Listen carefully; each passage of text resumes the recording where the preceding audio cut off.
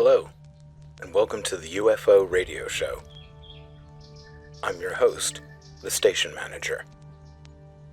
Whether you're into UFOs, consciousness, the paranormal, or if you just want to wind down, kick back with a drink, and ponder some interesting stories, you're in the right place.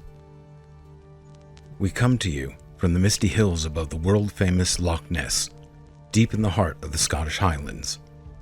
Please hit like and subscribe if you enjoy the broadcast. Now here's what we have for you on this episode of the UFO Radio Show. In this episode, we bring you the fascinating case of the Mansfield UFO Incident.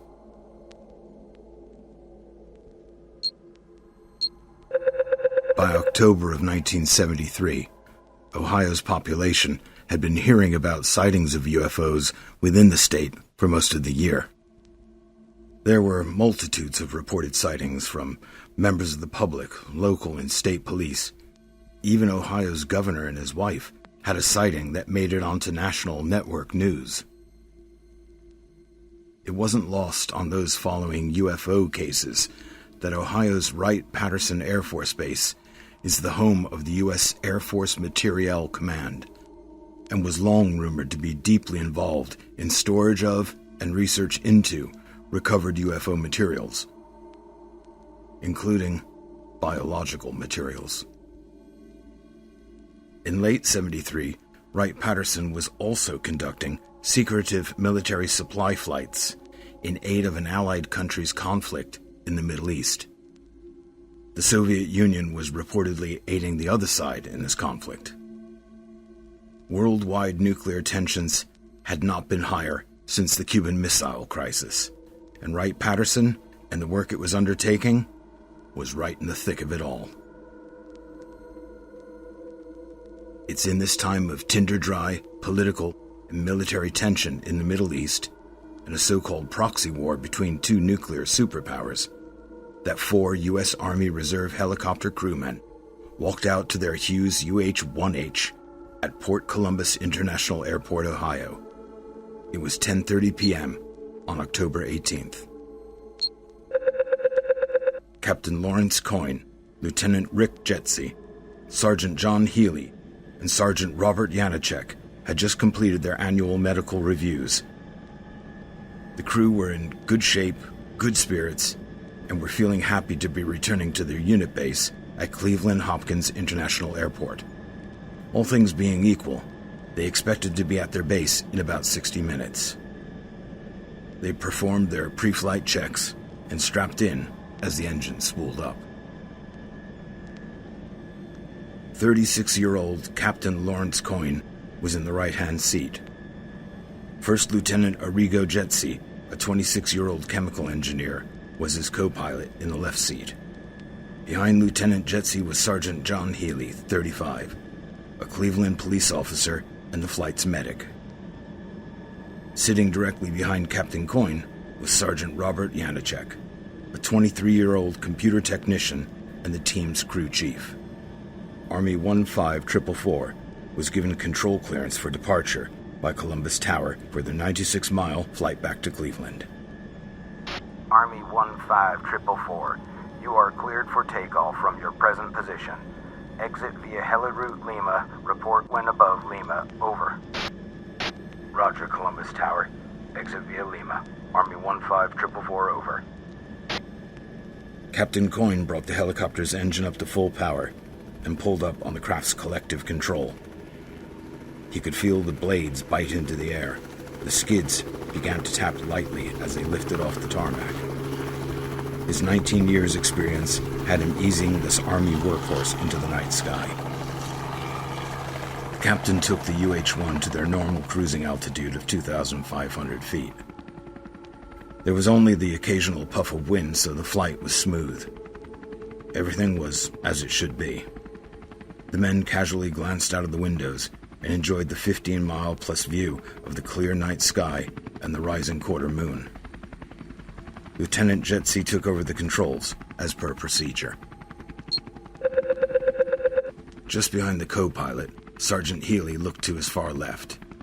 It was approximately 11 p.m., and the chopper was the better part of 10 miles south of Mansfield, on its northerly heading to Cleveland. Near the horizon, he spotted a red light moving south, roughly opposite of the direction the helicopter was traveling. Healy didn't think much of it at all. They see navigation lights of other aircraft all the time. He assumed this was the port or left-hand navigation light of a southbound flight. A few minutes later, Sergeant Janicek, sitting directly behind Captain Coyne, looked out of the right rear window. He saw a bright red light to the east. At first he thought it was likely to be a radio tower beacon or something similar, but upon further observation, it seemed to be matching their speed and traveling parallel to them. He reported this via his cockpit headset comms. The captain acknowledged the light and both men kept an eye on it. Things then rapidly took a turn for the serious. Janicek felt his adrenaline flow. The red light to the east was getting bigger. Fast. The captain saw this as well. Not good. The entire crew was instantly on high alert. This was something every aircrew dreaded. It looked as if they had a high-speed aircraft rapidly approaching them on a potential collision course. Coyne took charge of the controls and immediately put the helicopter into a descent of 500 feet per minute. At the same time, he called through to Mansfield National Guard Air Traffic Control. Mansfield Tower, Army Helicopter 15444. Unknown traffic rapidly approaching our position. Please advise, over. The radio jumped to life. This is Mansfield Tower. Go ahead, Army 15444. And with that, the radio went dead, like someone pulled the plug. The helicopter crew didn't have time to try the radio again. Coyne and Healy on the right-hand side of the craft could clearly see that this light was not stopping. The captain slammed the collective control fully down, thereby setting the blades for auto-rotation.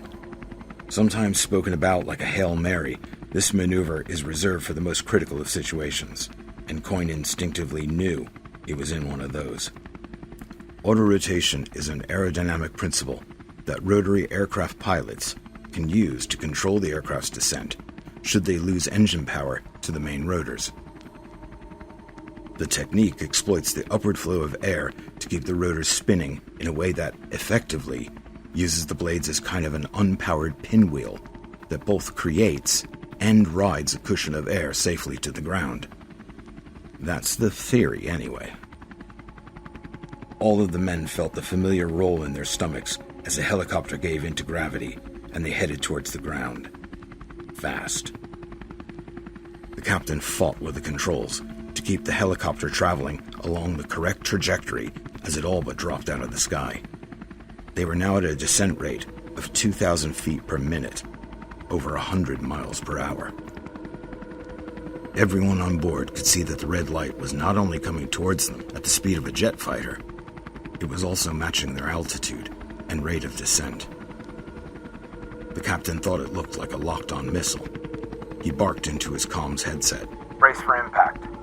The entire crew felt the certainty of the collision. The red light got impossibly close within a fraction of a second. Right outside the window. Too close. This is it.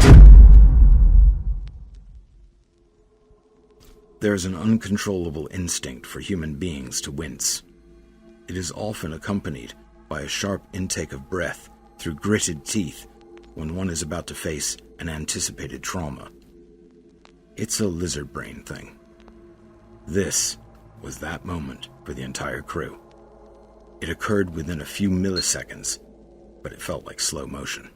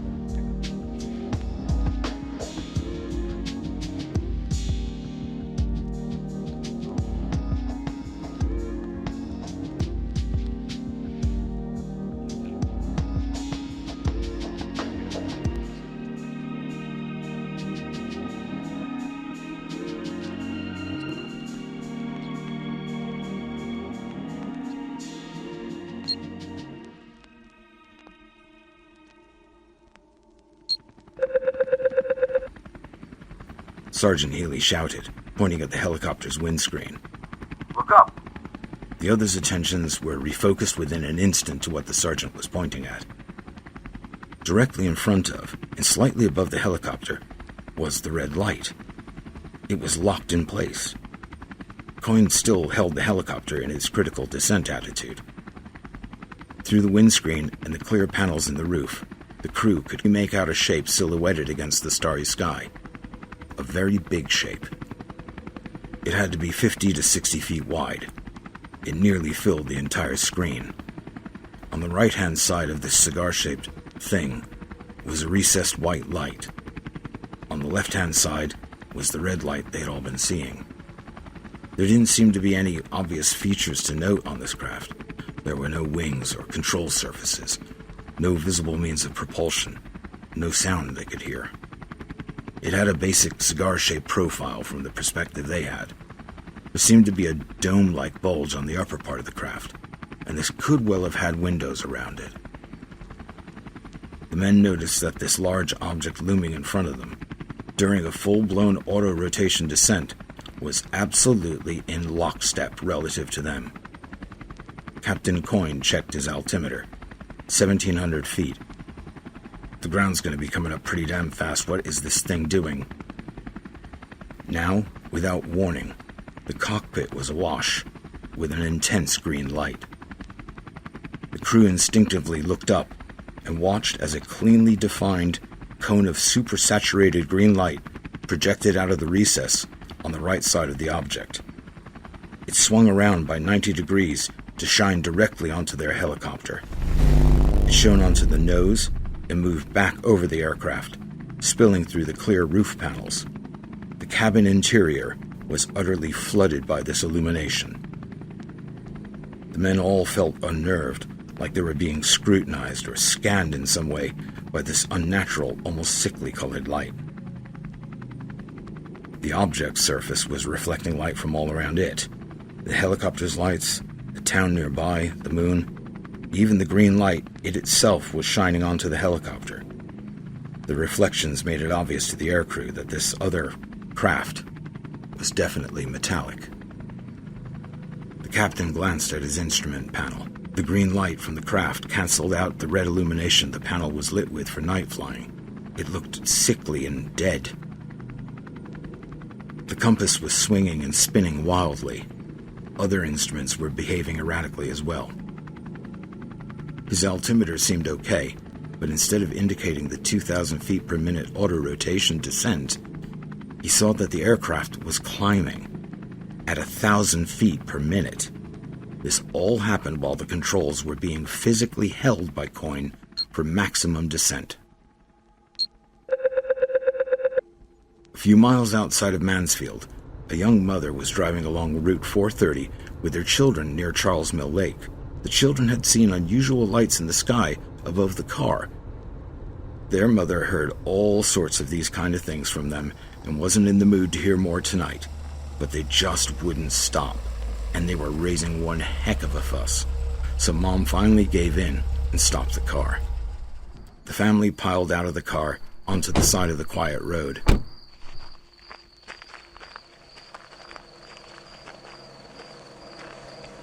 To the mother's shock, they were all looking up at an Army helicopter, frozen in midair. It was within a cone of intense green light that was emanating from an unidentified craft hovering above it. The light illuminated the sky around the helicopter and the strange craft. This gave the whole setting a surreal feeling. The mother couldn't get over how beautiful all the lights were, how hypnotically intense. But the strangeness of what she saw happening in front of her eyes, a helicopter appearing to be drawn up by a green light coming out of a UFO? Nope, that was too much. Now overwhelmed by the cold chill of fear, she ushered the children back into the car, and they sped away. On board Army 15444, Captain Coyne wasn't sure what instruments he could believe.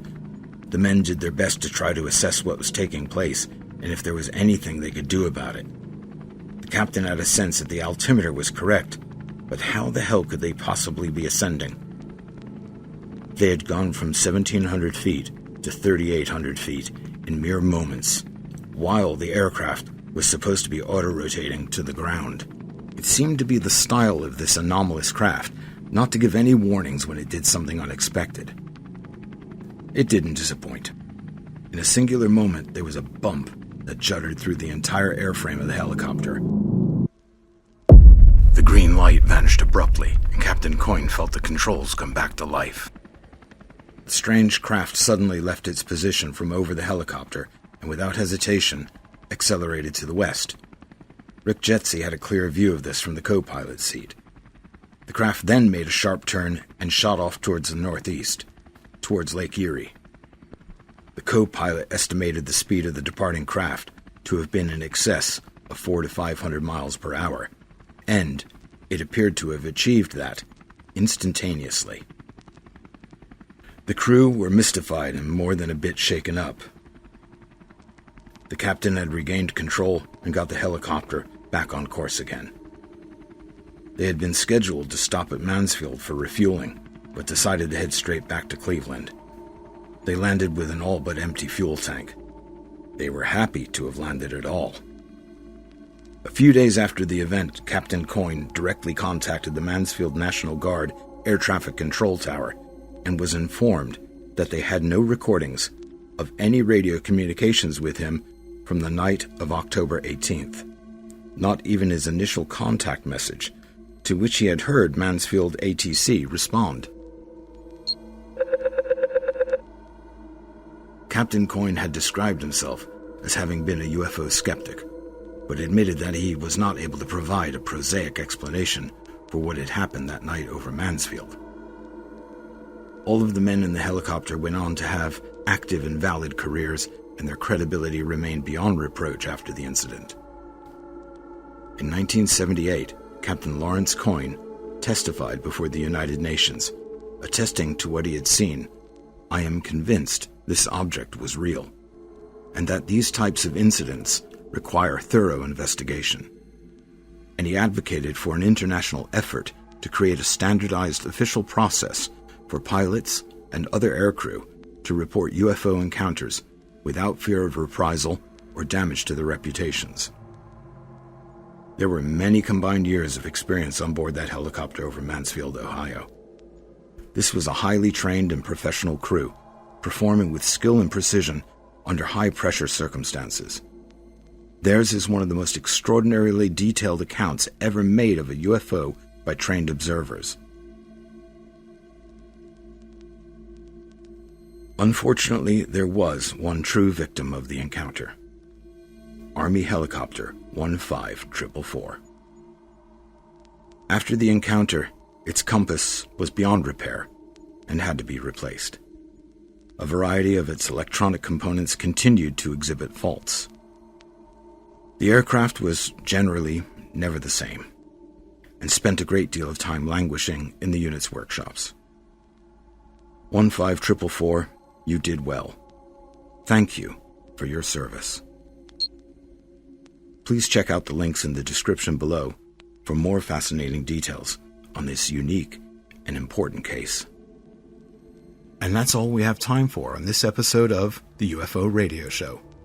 Please like and subscribe. It really does help the algorithm, and we look forward to speaking to you again